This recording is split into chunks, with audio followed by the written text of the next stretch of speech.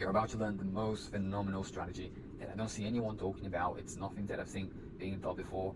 I've had phenomenal results this week. I'll backtest this whole week, including my trades on NFB. Yes, you can trade news with this strategy. I know in a lot of strategies you have all these different gurus saying, oh, you can't trade news, it's too risky. You can with this strategy, and I'll show you exactly how. All we'll do, let's go back to the start of the week on the Monday. I'll show you exactly how I trade. Let's go back to Asia session. Now I know it's Asia session because I colored my candles accordingly. You do not need to have your candles colored, but I do so I know exactly where to trace my zones and what session I'm trading. So red, I cannot trade, is your Asia session. Green, meaning I can trade. Green light is London session. And yellow, which is the yellow light, means that I could trade if I want to, but I should be cautious because I don't do often. First concept, and knowing that different sessions will have different traders in the market. And I know this sounds very, very obvious, but let's just take, for example, this US session at the back.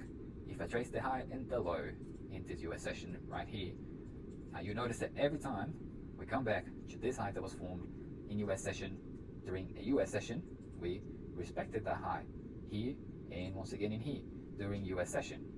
Now, and just like that, if I was to trace the lows of this US session in here, for example, it would have been respected the following US session. Now, this is because US traders, they were the ones that created this level of resistance, ceiling, supply or demand, whatever you want to call it. They created this level in here. So when they are back in the market, they will be looking to enter their positions or close their position or do something around those price points, because this is clearly a key level to those specific traders during US session. Not so much for London traders, they didn't really care too much about this price point. As you can see here, they just kind of dance around a little bit. But the US traders, they do care about it because they've made this whole zone basically. Now, knowing this is essentially the fundamentals of our strategy. We'll basically just trace the other zones below and we'll backtest. We'll backtest the whole week, showing how much profit you could have made. I'll show you how I've made my profit this week, nearly doubling my monthly target just this week, first week of May, which is just absolutely insane. And let's do it. So here, all we got to do is wait for price to go green and get in one of our zones. Once it gets on one of our zones, we just have to wait for price to give us an indication of what you would like to do. So here, for example, we hit our zone and we immediately start losing momentum. You can see we start rejecting. Candles are getting smaller and smaller, meaning we are losing momentum. We get this nice spin bar in here, which you could have used as an entry trigger.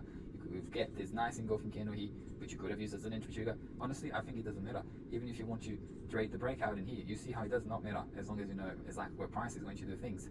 You could have gotten in on the breakout, you could have gotten in on the engulfing candle, you could have gotten in on the retest, right here. Like, it really does not matter. Or the engulfing candle after, or the pin bar. Like, honestly, it does not matter because you know where to get in and where to get out. Similarly in here, if you are trading US session, for example, I only trade London session because it is within my time frame. But if you're trading US session, look at this. You could have gotten in this very large rejection candle, or you could have, after seeing this candle, put an order over here and wait for a retest, which was given to you, focusing on the next zone. And just like that, you would have hit another take profit. So no matter if you got in around here or around the retest in here, you could have made some big bucks, man, just in here. And just looking at this, it almost makes me mad at these times because I was asleep. Like, this would be a little bit too late. And even in here, if you were to get on this breakout here or whatever you want to use to get into the trades, you could also have made some profit. Say you got into this breakout down to the next zone over here, what could you have made? A fair bit of money. Even though Asia session rolls around, even if you were to close when Asia session rolls around, that's a 3% gain. Although it does look like Asia session is edging down that way anyways. So happy days, TP made, and it's honestly that simple. And this repeats day after day after day. And I'll show you how. Let's go to the next day now.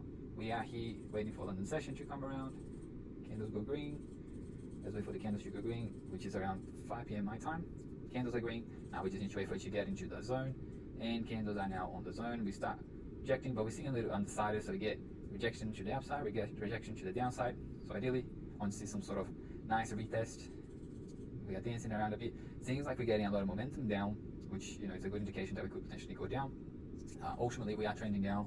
So here, I would say my bias is actually to go down. It seems like we are just waiting for a little pullback to then go down. If we have to focus on the structure itself, we would only really buy if we were to break above something like this, and maybe retest just because the market seemed to be a little bit undecided in this case, for example.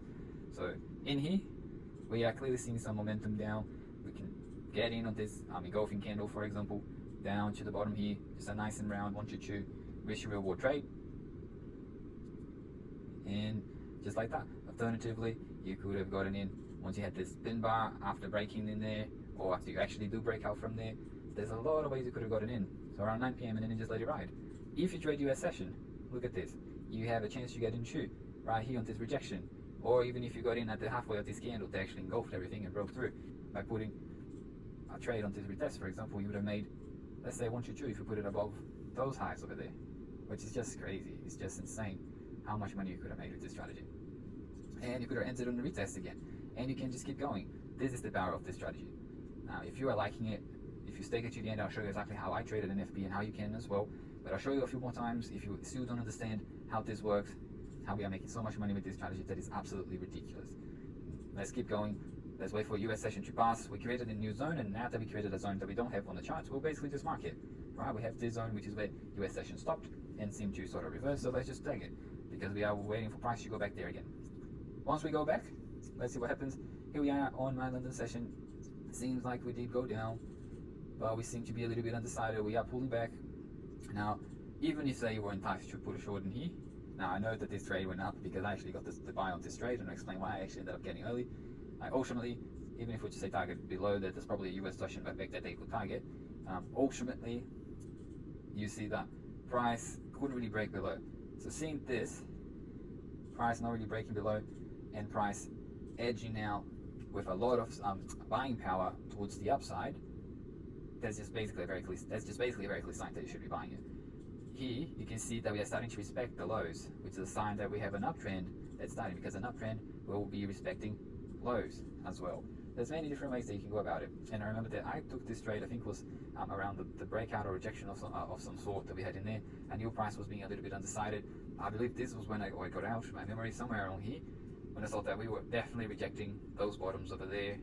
And I mean, realistically, I could have held until the very top, until the zone, but I didn't. I got out roughly around the end of London session, which was around here somewhere. Now, because at 4 a.m. we had interest rate decisions, I wouldn't be awake to trade that. If I was awake, I would most definitely have stayed in the market.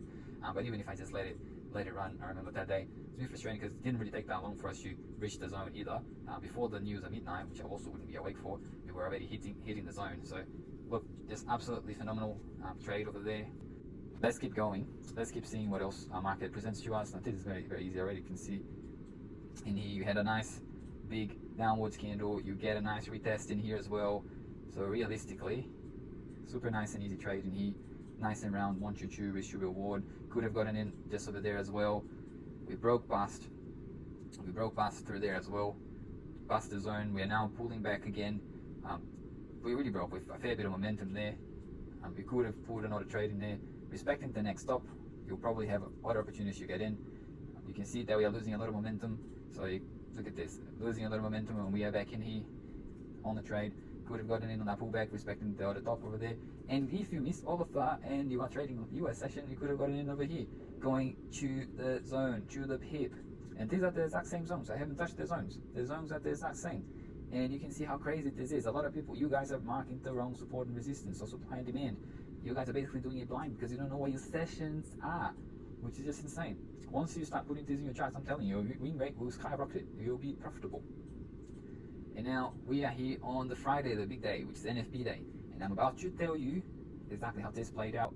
Now you can see that we started actually edging towards here. Now there is, I believe, an important US zone that we didn't mark in here, I remember, which is in here. We had this one marked. You need to remember to always mark the US zones that were not marked.